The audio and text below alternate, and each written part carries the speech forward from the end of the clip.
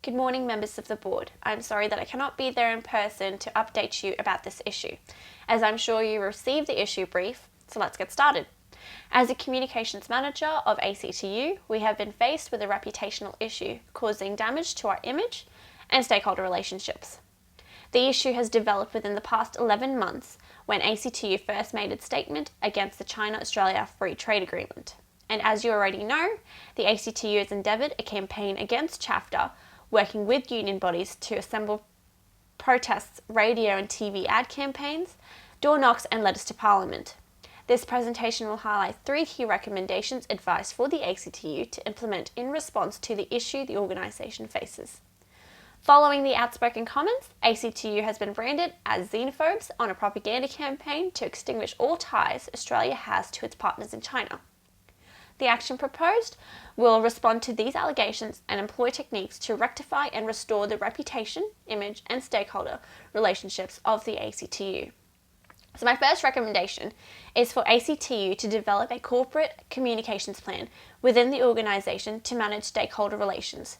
This plan provides a series of preventative methods and action plans to maintain the image, reputation and stakeholder relationships both externally and internally within the organisation. It works on increasing community relations and identifying and providing support within the broader Australian community to endorse goodwill. It is also advised that ACTU take immediate measures to correct the allegations made against the organisation and its union bodies. A position statement needs to be released to selected media, such as The Australian, the Sydney Morning Herald, the Australian Financial Review and ABC News. This position statement is available on page 5 of the issue brief.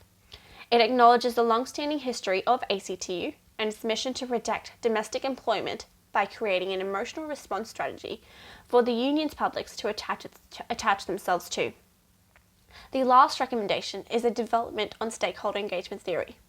ACTU needs to confirm the opinions of our active publics, which are union bodies, to create a united front against ChinaAustraliaFTA that the public can stand behind.